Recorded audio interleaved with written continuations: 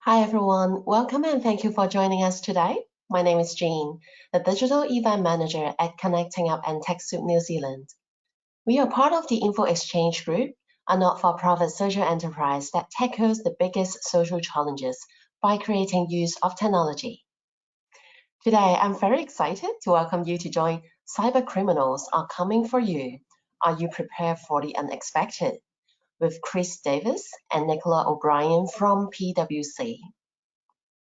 Chris is the director at PwC with extensive experience in tech and cyber risk management, internal controls, and technology across Australia and the UK, helping his clients enhance their business performance and overall control environments by assisting with the identification and mitigations of risk. And also today we have Nicola. So she's the senior manager at PwC. She works with clients to deliver cybersecurity awareness and education programs, which deliver lasting behavioral changes. With a background for not-for-profit organizations and the education sector, she has a deep understanding of the challenge faced by Australian organizations in maturing their cybersecurity approach. We'll start with a bit of housekeeping before we begin. Now, all lines are muted. If you have any technical issues, please type into the questions box and I'll be here to assist you. And also, if you have any questions during the webinars, please feel free to type in the same area, the questions box as well. And Nicola and also Chris will get them answered by the end of the webinars.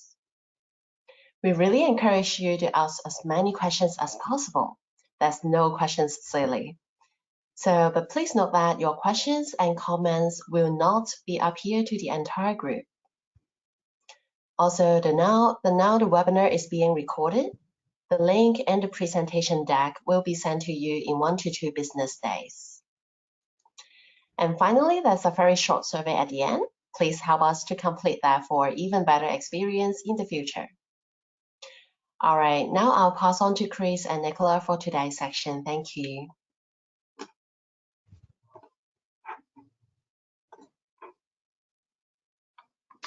All right. Hi, everyone. Firstly, I'd like to start with an acknowledgement of country.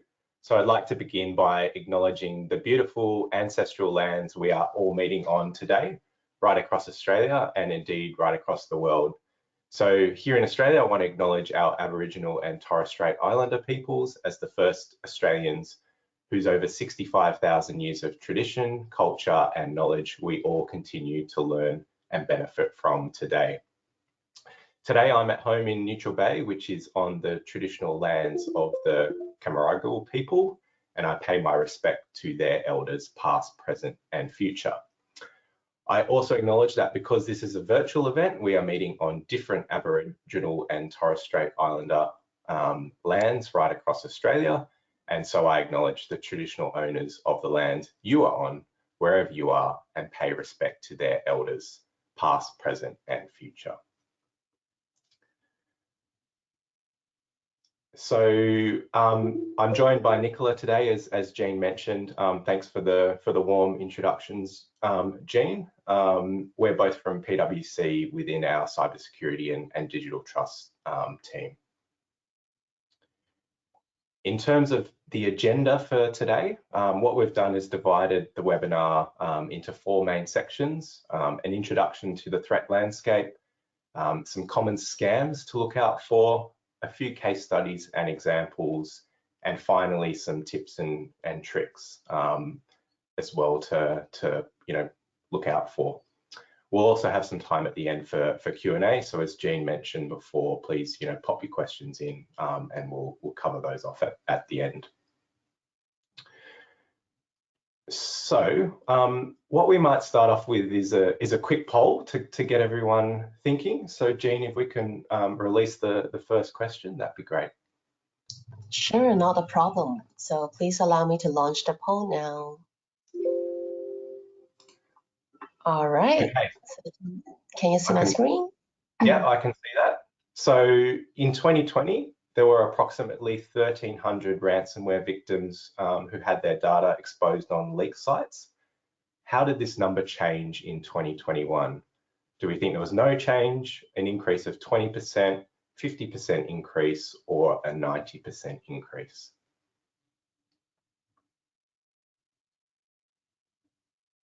All right, we have about 70% voted, so let's wait for a couple of seconds. All right, we're getting there, 85%, just a few more of you. Okay, let me share the results. All right, so majority in the 50% and 90% answers there, and the overwhelming majority is correct, with 48% at 90% increase. So, you know, we have seen a massive increase globally. You know, ransomware is dominating headlines and becoming increasingly accessible and also more organized as well. And we'll touch a bit more on that later.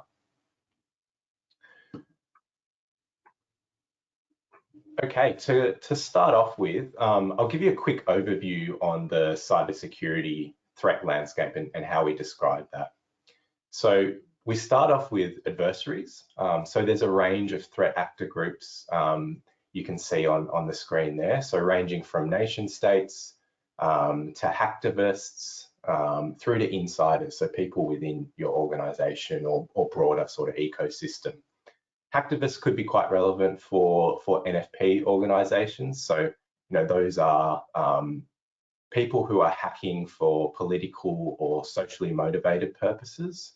So, you know, think about what some of, you know, the organizations in the not-for-profit sector are doing. So can potentially become a target from hacktivists. So these threat actors have motives. Again, you can see on the slide here, so ranging from financial gain to influence social or business change through to obtaining a personal or professional advantage. They target certain assets. They could be corporate or trade secrets, going after particular infrastructure through to confidential information. So in the context of an NFP, you know, likely to be targeted for confidential information. That could be on particular projects. It could be, you know, for personal data and information. For example, you know, your donor data, you know, personal information you collect on your donors and the donations that they make to your organization. If successful, you know, this could potentially impact confidentiality, integrity, and availability, which we're showing on the right hand of the slide here. For example, the leakage of that sensitive, you know, donor or project data, potentially taking a key website or system offline, which might prevent you from taking donations or disrupt key project activities or deliverables. We move on to the next slide. So what I guess we're seeing in terms of the specifics of you know, the threat landscape at the moment. So the Australian Cybersecurity Centre released the following sort of key statistics for 2020-2021. So we're seeing fraud, online shopping and banking scams being the top reported types of cybercrime. Also seeing an increase of 13% of cybercrime reports in the past year. Note, this is just what's being reported to the ACSC. $33 billion of self-reported losses, which is, you know, growing every day and becoming more and more significant. And unsurprisingly, a huge amount of pandemic-related attacks. So, you know, attackers trying to capitalize on people's fears and uncertainty. We'll touch a bit more on you know, the types of scams and things like that, which you know, they're going after. But yeah, really trying to sort of play on that. So approximately 4 of those reported a day, and 75% of those involving the loss of money or personal information. Ransomware, we touched on with the poll question. Nearly 500 cybercrime reports in Australia reported to the ACSC, so that's an increase of 15%. So bearing in mind, that's just what's being reported and just in Australia. So, likely to be a whole range of others being unreported as well. And from a PwC perspective, so the call out in the box on the right, our global threat intelligence team had 29 individual incidents in the NFP sector reported to them. And for perspective, that's out of 30 industry sectors, and the NFP sector was in the top 10. So it just sort of illustrates that, NFPs are sort of high up on the list at the moment. If we move to the next slide, please. So touching on the, I guess, 5 key themes we've seen throughout the past year. So ransomware, we're going to be talking about that a bit today, but it's the most significant security threat being faced by all organizations, and that's irrespective of industry or location, includes, not-for-profits within that group. The attacks are becoming increasingly more organized, and in some cases, these attacks are actually being run as businesses themselves. Supply chain compromise is the next one, and with the interconnectedness of business and technology, of which not-for-profits are also part of, that increase in digitization as well. So we're seeing an increased targeting of managed service providers and technology providers as well. So threat actors trying to get access to those to then get access to their customers. The third one on our slide here is zero-day exploits. So what this refers to is a vulnerability discovered by attackers before the vendor has become aware of it and before they've been able to react and release a patch. So again, increasingly seeing those being exploited. So threat actors being able to take advantage and exploit those in between the time the vendor is able to patch those applications. Commercial espionage is the next one. So continues to be a focus of threat actors, typically targeting advances in research and development across multiple sectors. Again, could be relevant for some NFPs depending on the nature of your organization. And finally, civil society. So threat actors targeting individuals, dissident communities, included within that, not-for-profits and activists, depending on the cause. Move on to the next one, please. So in terms of the top predictions for 2023 to 2025, but also beyond that, this is hot off the press. So Gartner unveiled these, I believe it was last week actually, in terms of their predictions for the next few years. So I'll touch on probably just some of these, just conscious of time. The first one, privacy rights. So Gartner are predicting that privacy regulation will be expanded by 2023 to include 5 billion citizens, which is very significant. In terms of ransomware payments, by 2025, it's predicted that 30% of nations will pass legislation regulating ransomware payments. Now that's up from just 1% today. So, a big increase there in a couple of years. Third parties, I'll touch on as well. So by 2025, it's expected that organizations will be using cybersecurity risk and posture as a real sort of primary factor when determining which third parties to engage with.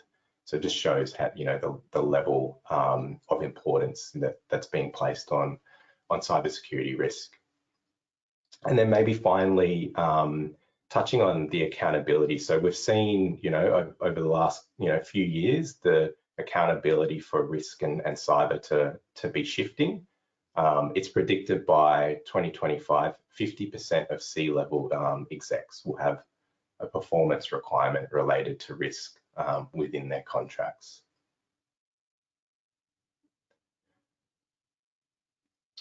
Over to you, I think, Nicola, for our next section.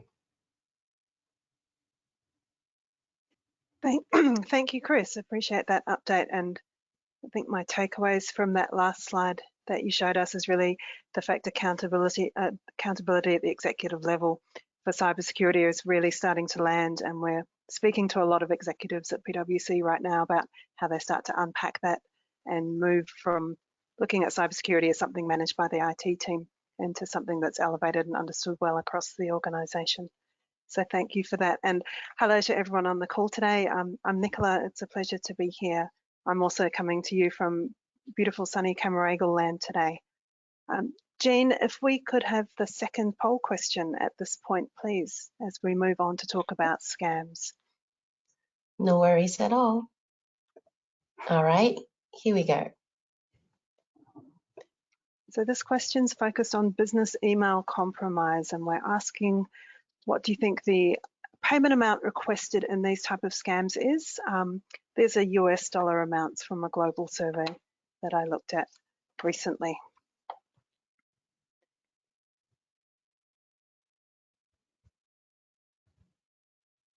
All right, we have 60% voted, 75, 80, reaching there. Okay, perfect. So please allow me to share the results.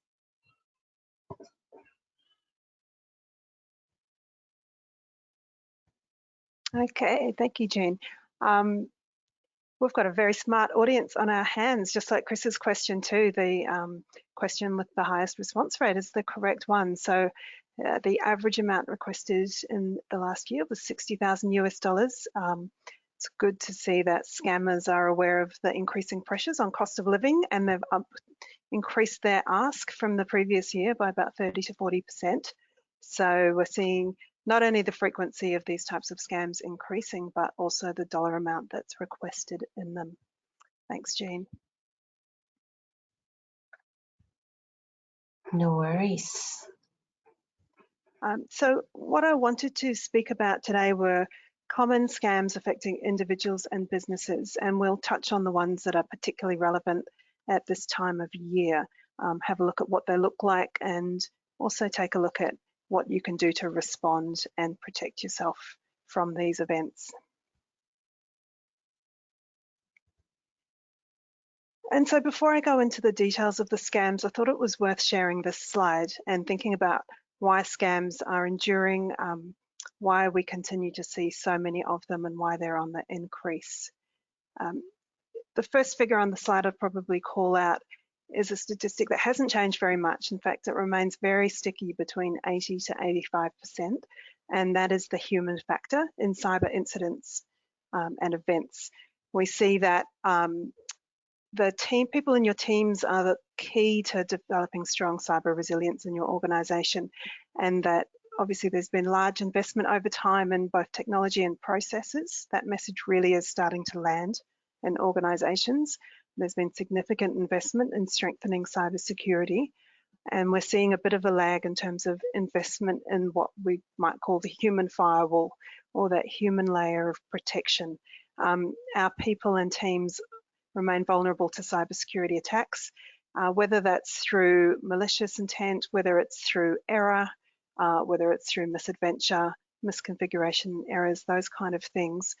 Our people are really key, and that's a consistent story over time, and we'd love to see that number come down. Some other interesting numbers that I thought I'd call out here.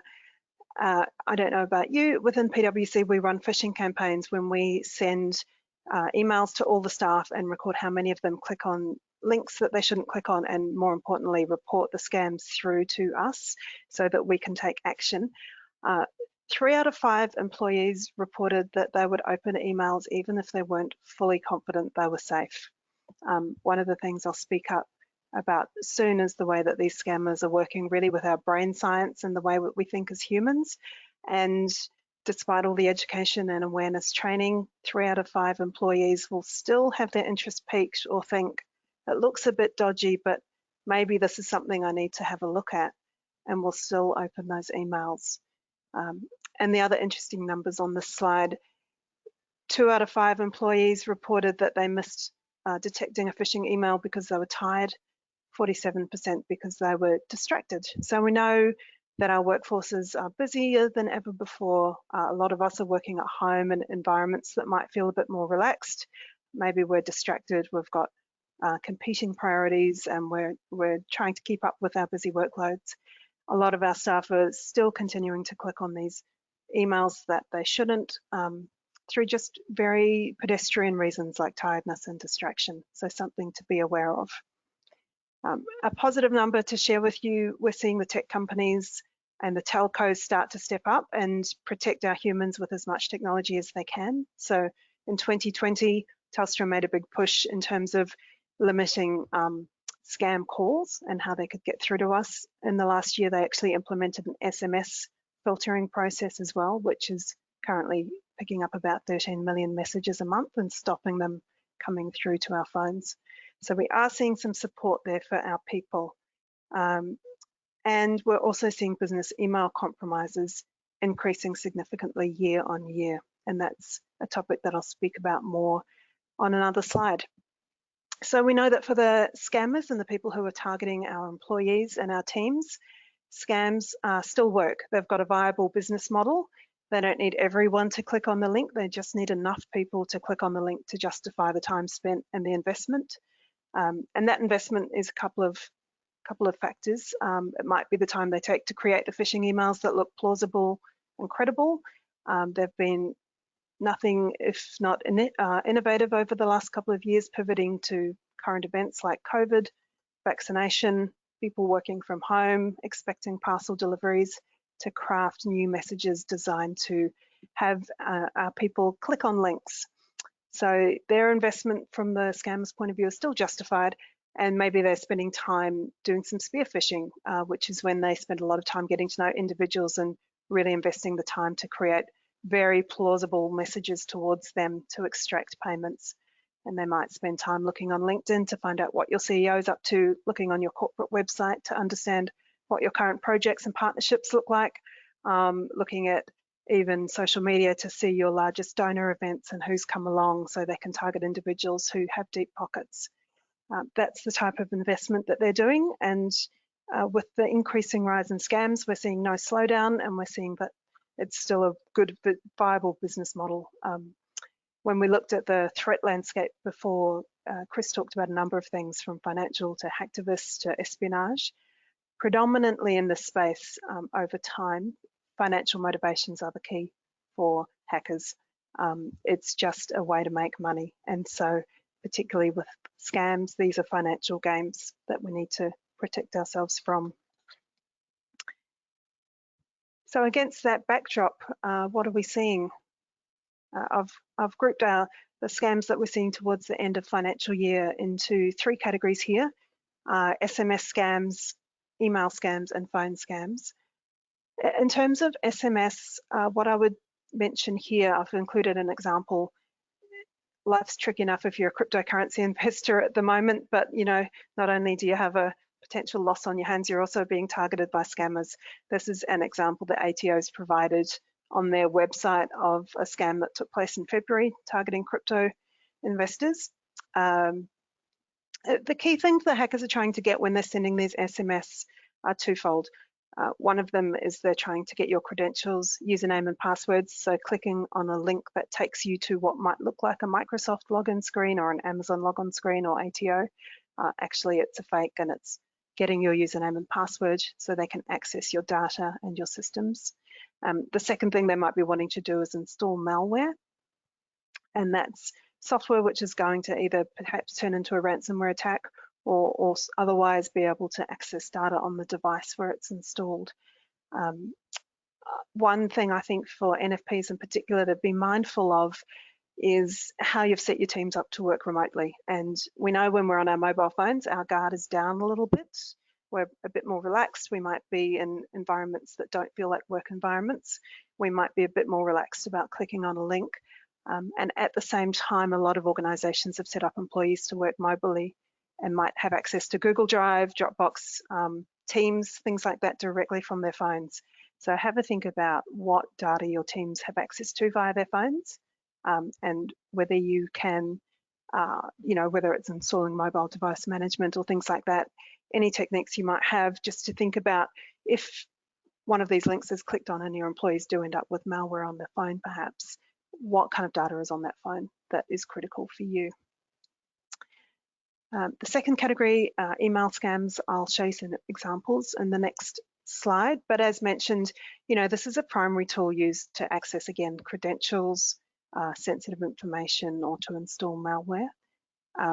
There's a really broad range of scams caught up in emails. It could be anything from a phishing email, which casts a wide net and goes out to literally millions of people with, some sort of spammy PayPal message like you can see on the right there, right down to really targeted individual messages which are sent to the CEO proposing a business transaction or something that's been well researched and understood. And also emails coming from people purporting to be your vendors. That's another key area to be aware of in terms of email scams and business email compromise. Phone calls are a third category. I think we've all received phone calls purporting to be from the tax office, our friendly IT help desk, Amazon, somebody like that. Most of our mobile phones are getting fairly good these days at detecting spam calls and giving us some sort of alert, but it continues to be another attack angle for our teams and our people to be aware of. So those are some common things we're seeing. I wanted to take a further look at business email compromise and talk through this in a bit more detail. It's definitely on the rise, and it's one which is really hurting a lot of organizations. When I did a show of hands at an event I was at recently, nearly every organization in the room had been receiving these type of emails to their employees. Now these emails, there's a few variants of them, and they can go from quite sophisticated to pretty basic. But at the heart, there's an email from someone requesting a payment, usually into an account that's not, the regular usual account for that type of vendor or the person requesting payment.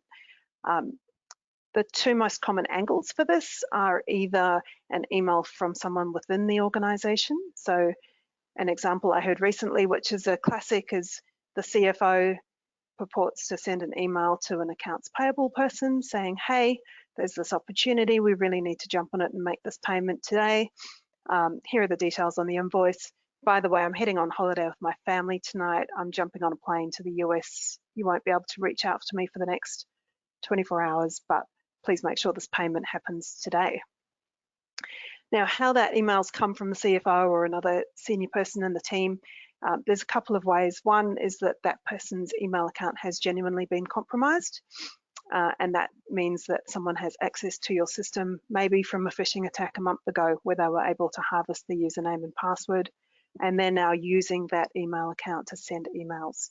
That's very hard for automated systems to detect. It looks like a legitimate email. The other way is much simpler, and that is just email spoofing, where someone will set up an email account from what is actually a different email address, but it purports when it looks in the inbox to be coming from that person. That's more likely to get filtered out and raise some alarms and can be picked up more easily by sort of hovering over the from name and seeing what that email address looks like. Third-party emails are another very common one, and the example we've used on the slide of the One Treasure Island case was a not-for-profit in the San Francisco Bay Area who were building affordable housing. Their bookkeeper's email system had been compromised. So there was a hacker who was operating within the bookkeeper, sending emails from the actual email address of the bookkeeper, and they were asking for payment to be made in terms of some development loans into a different account.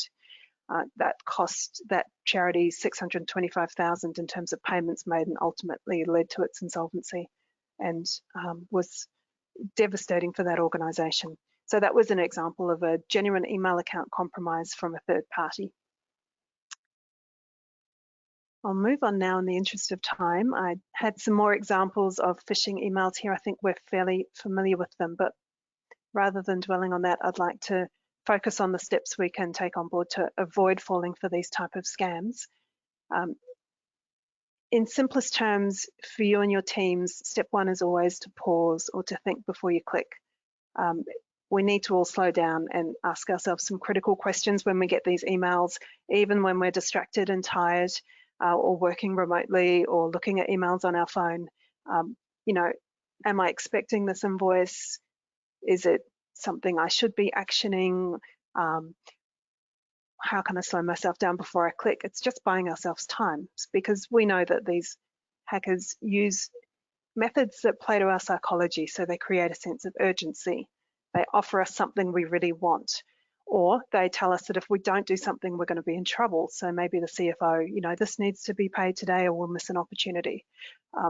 Or your system will be disconnected, you know, you'll lose your services. We need to pause and think before we take any action. A really key next step within organizations is to verify and validate any requests. So we need to have systems in place, particularly when we're working remotely. If someone's able to authorize payments, we need a two-step process there that needs to be validated by someone else. Or most importantly, using an alternate means of communication to validate a payment request. So if I receive a payment request from a vendor, pick up the phone and call them, verify that that was sent by them, the details are correct. Don't validate it by replying to the email. That account's compromised. You know, you want to make sure you use a different means of communication to check those details are correct and build those processes in for your teams to protect yourselves. When we're talking about making payments to the tax department or to government services, they have secure platforms to make payments. They're not asking you to click a link in a message to make a payment. We need to make sure that we're using the platforms that we know about and that are authorized and secure.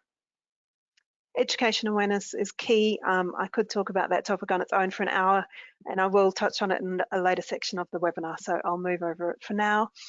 And securing data is essential. Data I'm using here very broadly. So obviously usernames and passwords need to be stored securely, not left in any clear text files on a Google Drive or something like that where it can be discoverable.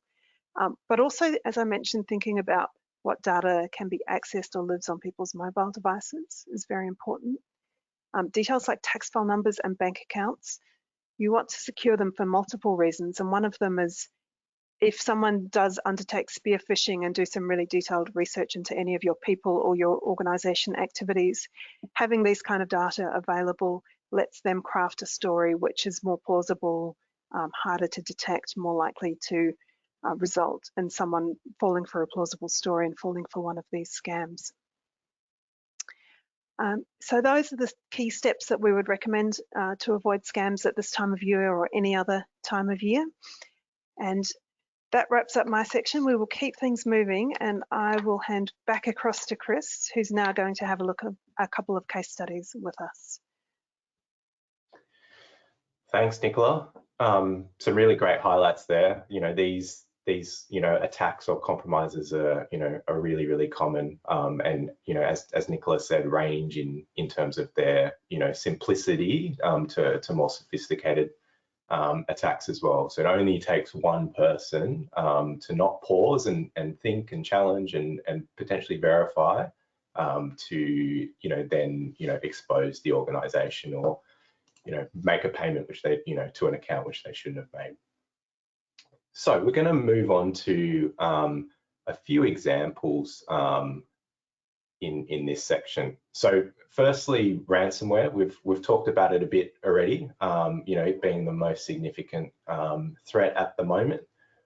What it is, just to sort of go back to basics, it's malicious software designed to block access to a system until a sum of money or a ransom is paid, and it basically encrypts your systems and data.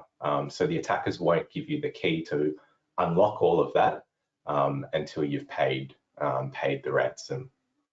So there's a huge number of examples we could highlight here. You know, these are happening basically every day.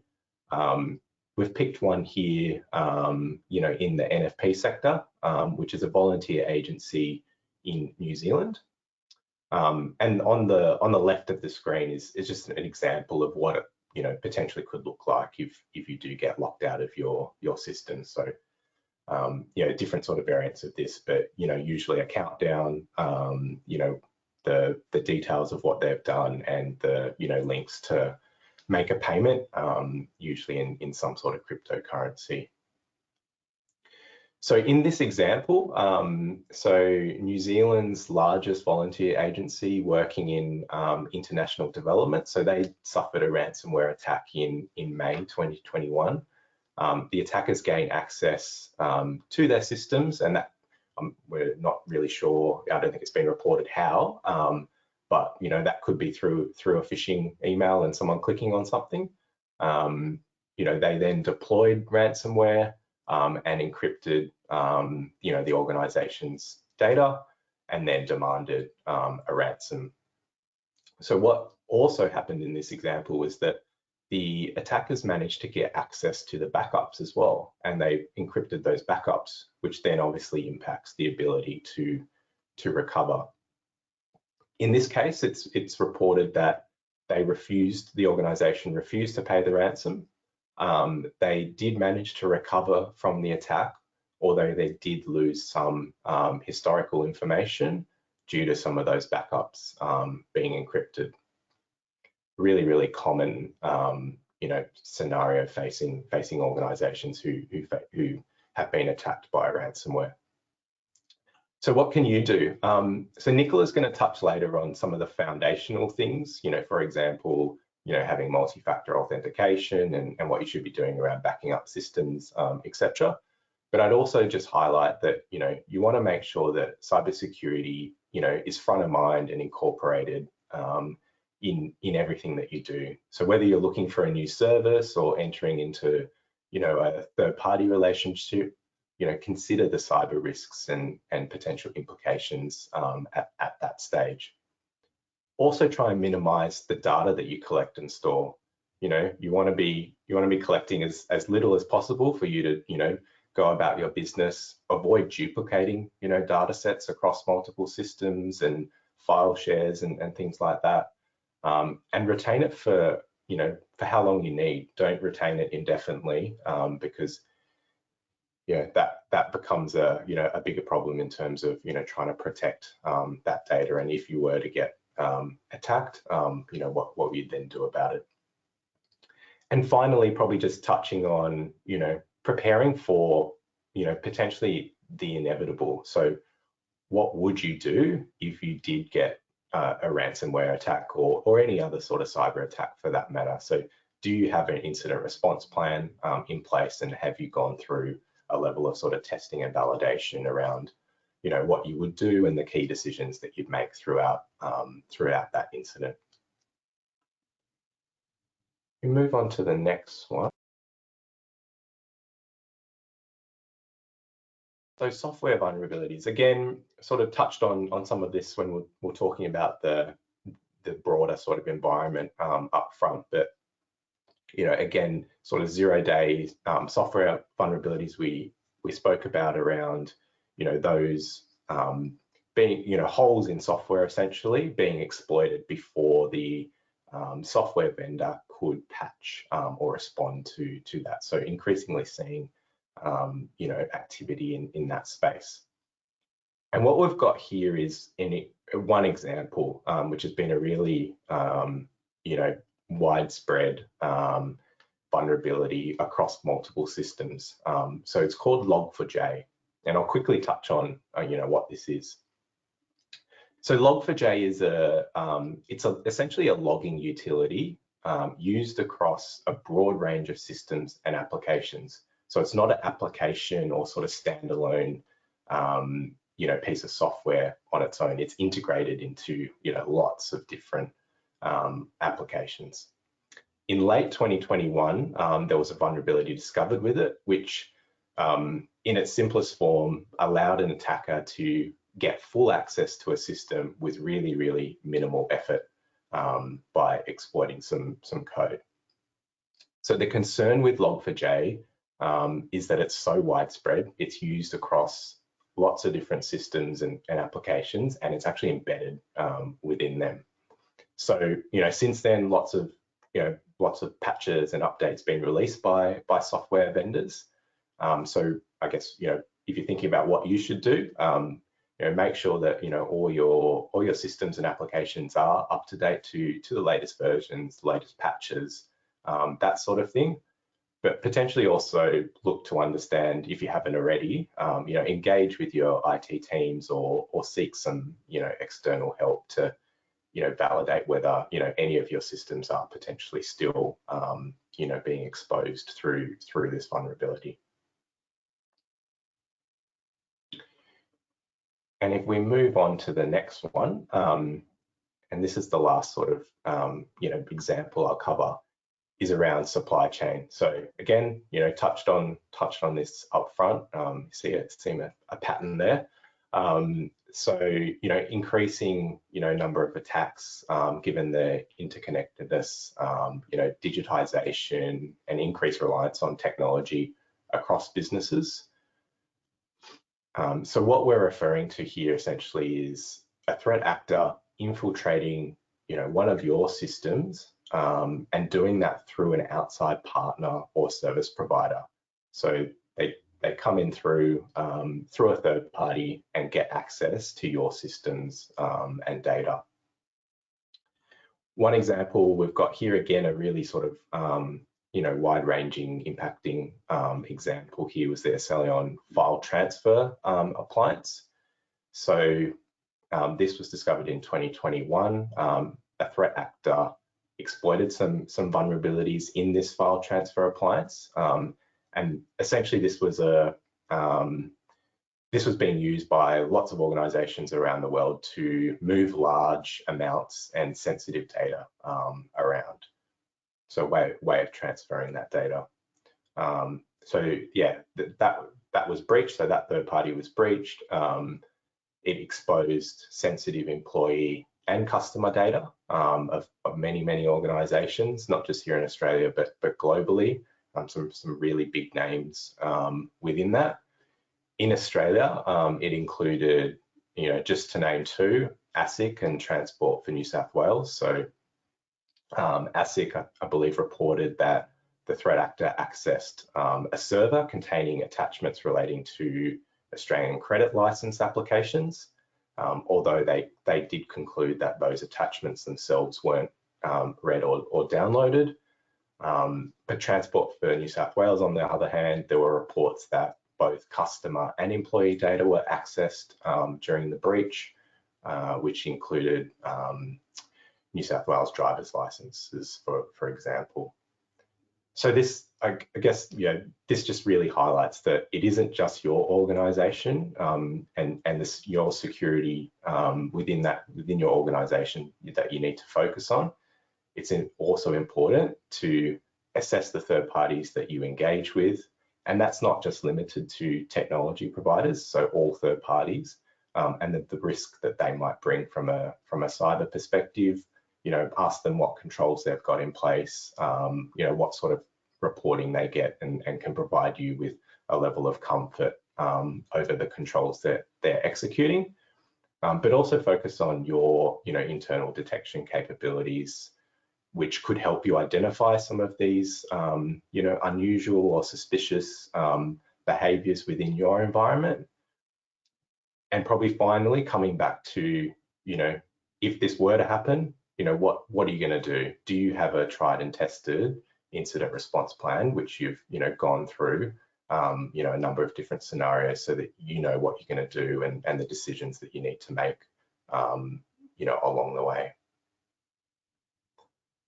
So that's it for the examples. I'll pass back to you, Nicola, for the next section on how organizations should be, tips and tricks to protect themselves. Thanks, Chris.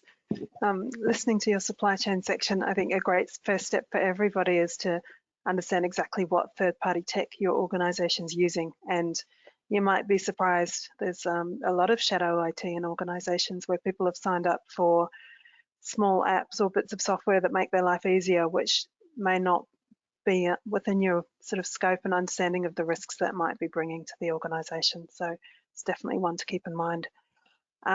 Jean, we have one more question. So if we can load up poll question 3, please. Of course, thank you. Here we go. This is just another statistic to alarm you about your workforce.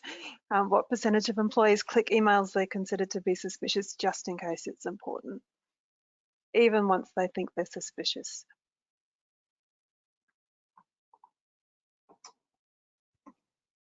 Okay, let's wait for a couple of seconds.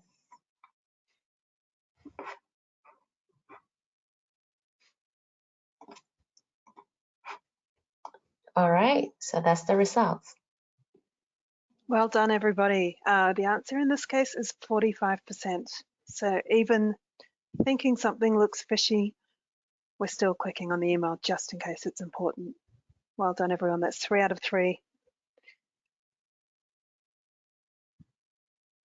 Okay, moving on to tips and tricks to protect you and your organization.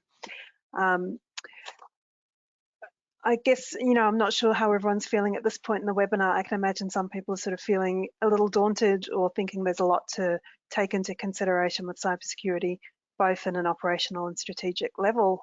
It's a big topic, and obviously the risks are real, and there is significant challenges ahead for organizations to improve their cybersecurity. But in this section of the webinar, I wanted to flip that around and take a very different approach and think about how simple we can make cybersecurity. And if we think about our goal for either our organization or our family and friends is really to be a small target or a harder target than the person next to you, there are definitely quick wins available for you and to share with others that are important in your lives to protect themselves. And applying, a sort of almost a rough and ready 80-20 rule, there are a few wins that you can take immediately that will pay dividends in terms of protecting you. So I'll talk about what those are. I'm also keen to sort of touch on how we improve our habits, because I think something we don't talk about a lot in terms of cybersecurity is that in other aspects of our lives, we've been taught by our parents, and we have good ideas about how to keep ourselves safe and secure, and we know to lock our houses, and we put the bins out on bin night, and we water our plants, and we know how to sort of manage safety, security, and our surroundings. We don't really have those same habits yet around cybersecurity. So there's a lot of thought going in within organizations about how we make this type of behavior a habit and how we can anchor it to other activities and how we can do these things in a way that starts to become second nature, doesn't feel like a chore. So I'll talk a little bit about that as I go. So working through them, passwords, we hear a lot about passwords and passphrases, but your password is your lock. And if your lock to your house was ABC123, it's a pretty ordinary kind of lock, and it leaves you vulnerable to attacks. There's a great website that I would recommend everyone jumps on afterwards. It's called Have I Been Pwned, pwned.com. You can Google that, and it lets you check whether any of your accounts have been compromised, and will let you know if your email details have been leaked on the dark web in terms of any credential dumps where hackers get groups of usernames and passwords and dump them. It's a good place to look and check how secure your passwords and accounts are. But what we look for these days in terms of a password is something which is long, easy for us to remember, hard for a criminal to get hold of. And so we recommend passphrases. These might be 3 or 4 words that you put together. I think if you had one, I've got one written down here, winter flowers, sprint orange, 4 unrelated words. They don't really make sense, but I could remember those if they were the password to my computer a lot more easily than I can remember H*7HGJ12 exclamation mark hash mark. The reason passphrases are great is that we don't tend to write them on post-it notes and stick them on our laptops. We can remember them, but they're also long in length, which means some of the tools that are used to brute force and test every combination, they're going to stand up well to those. So we suggest long passphrases. Another absolutely key recommendation I would make is that don't reuse passwords. So if I'm using the same password for CommBank that I use for my local pizza store, I'm pretty sure that my pizza shop doesn't take cybersecurity as seriously as the bank. But if my pizza shop gets hacked and then my password's used on multiple websites to see what it can access, suddenly my banking account's also been compromised. So it's really important not to reuse those passwords, and consider using a password manager, because once we stop reusing passwords, we'll quickly find that we have dozens, tens, 20s, or hundreds of passwords to keep track of. And using a tool that will store those passwords for you in a secure vault is a really great step to keep secure. Protect your accounts with multi-factor authentication. I can't recommend this enough. So even if your password is breached, multi-factor authentication means that to access your most important data, people need two things about you or more. So not only a password, but also something biometric or a code that's been texted to a device that you have hold of. It's a really important protection to go ahead and do that. The third protection is to become more aware about scams. I've talked about scams in the previous section, so I won't dwell on that, but awareness and understanding and arming ourselves against scams is a really key step for you and your families and your teams. Updating devices is number 4. I've included a mobile phone on that picture, but it's true for our personal devices as much as for our corporate devices. Not only when you get that alert to update, do it immediately. I know sometimes you can defer things and your Chrome browser goes from sort of green to orange to red. It saves you time as well. The first time you see a notification, just do the update. Otherwise, you'll just keep distracting yourself when you get reminded each day. So keep those updates coming. You might get some cute cat filters on your video calls and some extra stickers, but you'll also get some really important security updates. And there's nothing a hacker loves more than out-of-date software where vulnerabilities have been leaked and they're aware of them. Going back to my theme about wanting to be a harder target than the next person, if your software is out of date and there are known vulnerabilities, that's a great way for them to access data. And finally, backups is key. So this is in a slightly different category. The first 4 are protective measures. The 5th one is a resilience measure. Were someone to access your systems and data, how quickly would you bounce back? So where are your most important files kept? And are you keeping them somewhere that's not accessible and somewhere the files can't be changed?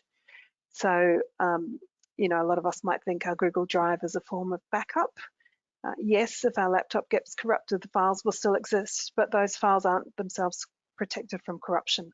So really important files and documents, you want to have versions of them saved somewhere, which the files can't be changed and they're not accessed day to day. And you want to check that you can restore from those files as well.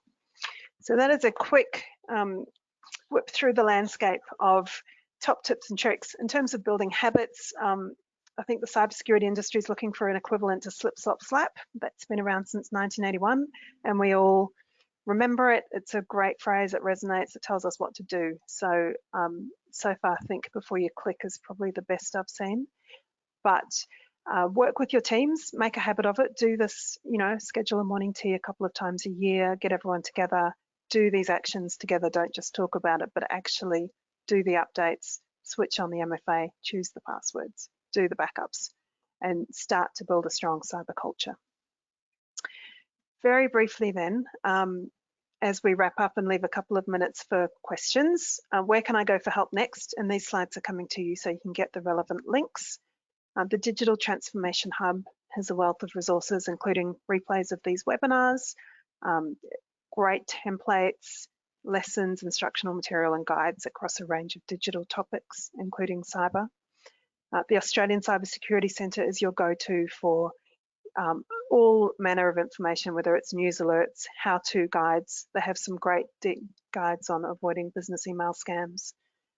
They also have an overall small business guide, which can be relevant depending on the size of your organisations. And the ACNC has a governance toolkit guide, which is a really good way to get your leadership thinking about cybersecurity and what they need to be across in your organisation. There's a link here for the Pwc Resources for Not-for-Profits page. So we have downloadable free resources to support you, including an end-user security policy template you can use to outline to your staff how they should be using devices, what their responsibilities are around them, and also an information security template, which helps you think as an organisation about cybersecurity and how you're approaching it. So those resources will be in the pack that you get, links to everything that you might like to download. Which leaves us just a few minutes for Q&A. Thank you everybody for all of your attention to date. I think Jean will be able to manage the Q&A for us. Thank you. Of course. Thank you so much, Chris and Nicola. It's very informative. So there's lots to take away, I'm sure. And now is a really good opportunity for you to ask any questions you have in mind. There's no silly questions, so just ask whatever if you want some solutions or whatever areas in cybersecurity. All right, we got one very interesting question. So the question is about, as a not-for-profit organization, we haven't done a lot to address on cybersecurity. So where should we start?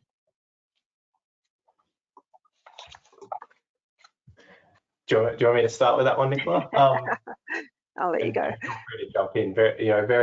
A very broad, question there, but also equally, relevant, I'm sure, for the audience.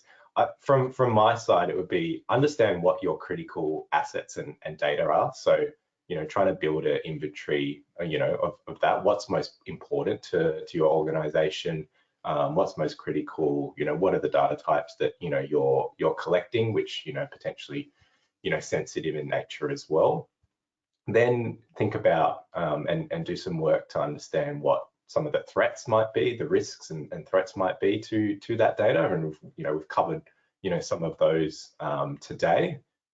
And then you look at what controls you have in place to protect those, and that could cover a number of items which Nicola highlighted in terms of tips or tricks, but also have a look at some of those resources around what are those foundational controls you should have in place to protect those critical assets and to ensure that you're not impacted, or try and prevent an impact of an attack. Anything you want to add to that, Nicola? Yeah, look, I think that's a great summary, and I think once you've done that work, planning for an incident is really key. So when something happens, if the ransomware hits, you've already rehearsed and practiced, and you know whose job it is to contact authorities, whose job it is to manage backups or try from a resilience point of view, and you have those roles and responsibilities mapped out and practiced, because the last thing you want to find yourself to is responding to an incident without a plan and making those decisions on the fly.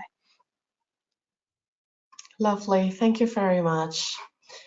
Okay, so we got a questions from Fam. So I just assigned to Chris. The question is about, please share how we can check if our info has been compromised on POWE or something like that.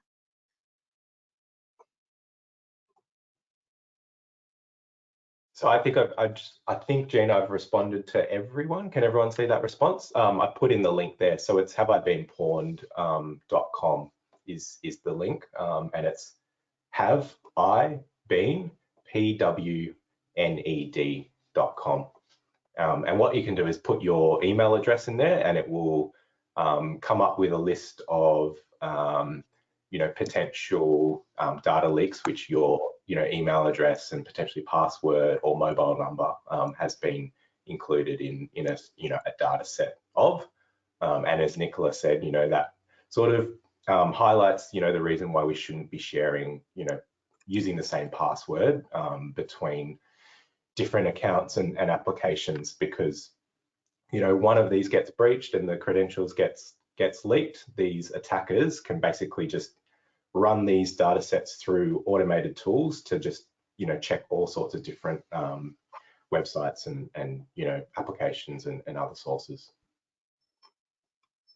100%. Thank you for these very good tips. So I've also pasted the link onto the chat box, so you can get it from either way. Lovely. And we got a questions from Jennifer asking about password management. Do you have any recommendation which app to go, or which is any free resources that we can use? I have a personal recommendation. It's not sort of a PwC endorsed recommendation, but I'm using one called 1Password, and I find that really good. It's on my phone and it's on my browser as well, and I actually have it for my entire family. We all have a family account, so we can differentiate between shared passwords that I do want my kids to know and private passwords to me, so that my kids can't sign into my credit card or bank account. But I find it a really good way to manage everything. I know there are others out there like LastPass. I'm not sure how many of them have free versions, but there's a few out there that you can look into which are useful and make password management a lot simpler. Thank you very much. So I just put in the chat box as well. There's 1Password, LastPass, and I know there's one called Dashlane as well, that you can take a look into that. And Dashlane is actually appear in Connecting Up website as well, so that you can get some little special if you would like to get this for your password management. I can also put all these resources into the follow-up email as well. So as I said, you get the recording, presentation deck, and also these useful links in 1 or 2 business days after the event. All right, so it looks like we are almost done. That's pretty much for the questions. So before we finish, Nicola, Chris, do you have anything you would like to add? I'd just like to thank everyone for coming today. I think it's hopefully we've provided you with lots of information and left you with some good steps you can take in terms of cybersecurity to just continue on the journey towards becoming more cyber aware and cyber resilient. 100%. Anything from you, Chris? No, I think that's it. You know, thanks everyone for joining. You know, hope we haven't sort of overwhelmed you, but you know, some of those tips and tricks and things to start with, hopefully be valuable for you and your organizations. So thank you very much. Absolutely, fantastic. Thank you again, Chris, Nicola, for this fantastic sections. And we have Margaret just saying thanks for the great presentation. Thank you, Margaret. Thank you. Okay, so please allow me to just spend 30 seconds on the screen that I'm sharing. So basically, I'd like to just quickly walk through, apart from cybersecurity webinars, we are having different kinds of webinars from Tuesday to Thursday every week. So many of them are basically free resources that specifically for not-for-profit organizations to help you to upskills in all different kinds of areas. So if you go to Connecting Up websites, that I'll paste this link onto the email as well. You go to training sections and upcoming webinars. So you see all the webinars that we are having. So this one that we are now having it right now. And then we got a marketing automation for tomorrow, a bootcamp for next week. That's one I would like to highlight is we got a really good one right here. Project management for NGOs. About the objectives and key results, define milestones. So this is presented by Pablo. So Pablo is the director of PG Consulting. And this webinar is basically talking about project management, which we rarely have this kind of topics. So if you are interested, go to this link. I'll also send you the link and then see if this is something that you need that can help you to upskills this area. All right, so thank you very much, all of you again. Thank you, Nicola, Chris, for your time and your effort contribution to this society. to these not-for-profit organization sectors. Okay, thank you. And then we'll see you soon. Goodbye. Bye.